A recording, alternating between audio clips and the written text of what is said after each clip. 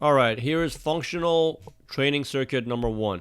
I'm going to go through every move one by one to make sure that it's all understood. Technique is very important, so we got to stay on top of the form, not just the movement itself, not the reps and sets. So first here we got tire flips. So if you see in the video, I'm positioning myself correctly. Your feet have to be touching the tire, okay? Wide stance, wider than shoulder width apart. The lower you go, the more core recruitment you'll get. In this exercise, it's meant to work the legs and the core, a little bit of glutes when you do hip extension. So we're at the bottom. My head, as you can see, fits into the hole in front of me. That's how much forward you want to be shifting your weight. Okay, you don't want to flip the tire from the outside because that could strain the lower back of the client. So we go here. My hands go way underneath the tire, and then as I'm pulling up, I'm going to walk forward with it, okay? So as I'm pulling up, I step forward right away. As soon as the tire leaves the ground, I'm stepping forward, okay? Just like that, okay? So we're doing knee extension, hip extension, extending our hips forward when we step, and then you're going to be guiding them on the other side of the tire. Make sure the tire doesn't make too much noise, I guess. I'm always on the other side. See like how I'm doing there, cushion the impact. That's move number one, okay? We can do tire flips for about, 10 to 20 flips. 10 to 15 should be good, okay? Next part of the circuit should be here. We're going to be doing jump squats, miniature jump squats on the tire with a rhythm, with a tempo. So as you can see here, I jump on, I push off. Jump up, I push off. So constant rhythm. If you know how to do a jump squat correctly, the knees cannot go past the toes. We bend the hips and the knees together. We sit our butt back. All right, swinging the arms for the ride, which helps you move it a little easier. So that's basically the tempo jump squats, which we're going to go for about, they could do 20 jump squats. That should be good. 15 to 20 should be good. And then we go to high knees on the tire, swinging the opposite arm, contralateral motion, okay? So swinging the opposite arm, opposite leg, up and down for high knees. That's the third exercise, okay? We can do that for about 30 seconds, 20 to 30 seconds, but that should be plenty tiring for them at that point. So you're going to go from tire flips right away to jump squats and then to this movement right here, okay, the high knees.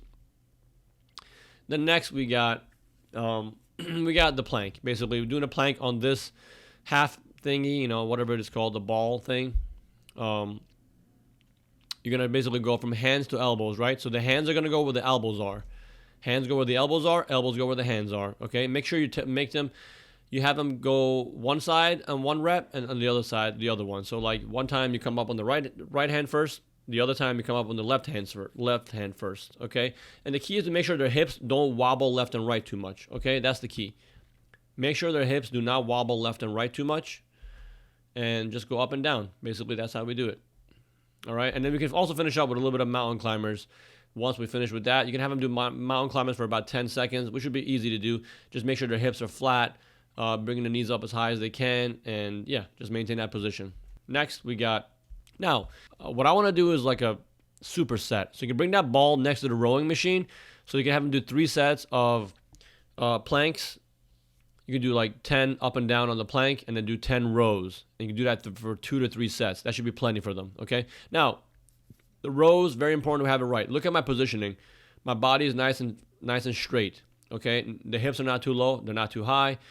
Everything's aligned. From my head to my toe, you can see my entire spine is one straight line.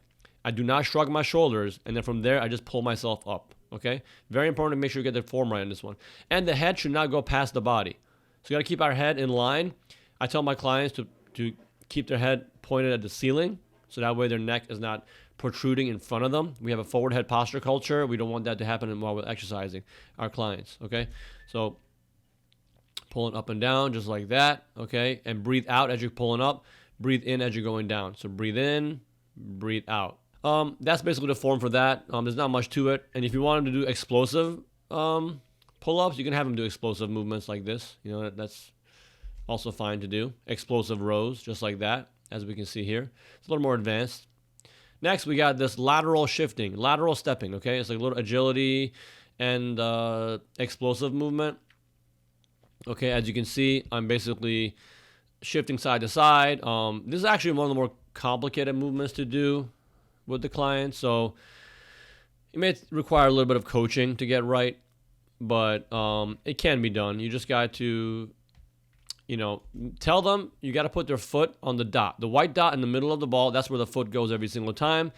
The other foot comes and kicks the other one over, all right? And then whatever we're doing with the lunges, the side lunges at the end of it, it's got to be done a proper side lunge. The knees do not go past the toes. So you bend your hips forward, okay? Bend the hips and the legs together. And I'm pushing off of one leg, basically. Go on, shift my weight onto one leg, and then push off and go the other way. So we're working lateral movement, trying to stay explosive when it comes to lateral motion and be quick with our feet in the very middle part of the ball. That's very important to get right, okay? So just constant motion, perpetual, left and right, and you can, jack up the speed a little bit, go a little more explosive. Next, we got, and you can do that, sidestepping lunge movement for about, you can have them do it for 30 to 45 seconds. 30 seconds is plenty. So you can have them do that combined with a superset back to back doing these planks, right? The rotational planks. So you're rotating in and out. Again, make sure the spine is aligned properly, my head to my toe, everything's straight, hips are nice and high. Do not shrug the shoulders, okay? And then you're going to turn the torso, rotate inward when the arm comes in, but make sure their body does not drop. Their hips do not drop when they're turning inward, okay? A lot of people, their hips drop low when they're doing that. We don't want that, okay? We want them keep their hips up, rotate in. Don't turn the head like I'm doing this video. I'm actually doing it incorrectly. I'm turning my head too much. Focus on rotating the spine, rotating the core, not the head, okay? They rotate all the way in, and then they come out. We can do 5 rotations on each side. That should be fine. Okay, 5 rotations left, 5 rotations right, and then go back to the side steps on the that Bosu ball. 3 sets should be plenty. 3 sets of 30 seconds on the stability ball, and then 5 rotations each side on the plank. That's fine. And then we move on to the next exercise of the routine. Lunges, okay, forward lunges perpetually with the ball in hand. That big, that ball, the green-white ball. Okay, so you're gonna have him give a nice deep hug to the ball and just going constant lunges going forward. And I hope you know how to do lunges properly by now. You both should know how to coach them properly. We don't do traditional lunges. It's kind of bullshit. It doesn't really get much done for people. We want to activate the hamstrings and the glutes as well. So the lunge is kind of a complicated movement, but I suggest you check out Functional Patterns, how to do lunges correctly. On their channel, they explain how to do lunges correctly. Unfortunately, I don't have the side view to show it properly in this video, but just look up lunges, functional patterns on YouTube. I'll send it to you, send a video to you. And yeah, just you have them do lunges back and forth for about, like a minute, should be plenty. Okay, and then after that, you have them do ropes, battle ropes. Okay, we'll do both hands together. When you're doing the battle ropes, make sure it's like riding a horse, okay? You're constantly whipping the horse to run faster, but you want to make smooth waves like the ocean, okay? Smooth waves. It should not make a slamming sound when it hits the ground. You should make smooth waves by rotating the shoulder joint, not the elbow. So the elbow and the arm stays at a 90-degree angle. You're simply rotating the shoulder up and down, the way you see in this video, okay? Rotate it up and down as you're moving, okay? So a very big mistake people make is they extend and flex the elbow. We don't want that. We want shoulder rotation, not elbow extension. Very important to understand this, okay? And then after you do that for about 30 seconds, you can have them do sets of alternating battle ropes for 30 seconds as well. You have them give them a 30-second rest, and then they go back to alternating, okay? And then do that for 30 seconds. And then the third movement, the final movement on the battle ropes is the waves, okay? So you're going to be making waves. Have them in a more of a bent over position and make smooth waves. Again, no slamming sound. The rope should be mostly contact with the ground. So just sliding along the ground, making waves, working the upper back muscles. Make sure that they do not shrug their shoulders, okay? Make sure they do not shrug their shoulders as they're doing this exercise. And this is the hardest one to do. 20 to 30 seconds should be plenty. All right, and then what do we got next? Okay, we got jump squats. So you can have them do, you can have them do both hands together with the ropes and then 10 jump squats. Again, both hands together, alternating, then 10 jump squats again. Do waves, 10 jump squats. You can do back to back to back sets. Burn them out with this one. It's their final part of the exercise, so that should pretty much do it for them.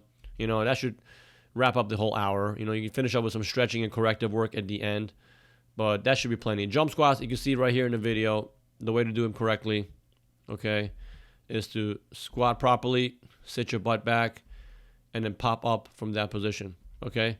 So knees, again, knees do not go over your toes. Forget about that guy, knees over toes guy, that YouTube channel. He's a clown. I don't know. He's setting people up for tremendous destruction of their knees, okay? We don't want to do squats like that. Squats, jump squats, lunges should all be done correctly, bending the hips and the knee together, leaning your upper body weight forward, which allows for proper weight distribution, you know, and balancing. And make sure the anterior tibialis, that portion of your shin, basically from the ankle to the knee, that should not bend forward too much. That should stay stable. So the knee should stay on top of the ankle when you're doing squats and lunges and jump squats, okay? And that should wrap it up for this video. You know, you have them do their warm-up. You have them do their 5, 10, 20 warm-up. Once they do that, you can have them do the circuit, basically. And that should pretty much, you know, get them pretty tired. Yeah, that wraps up circuit number 1, guys. Thank you so much for watching the video. Please give me feedback if you have any questions. I'm always here to help you out. All right, enjoy. And yeah, let's kick some butt. Peace.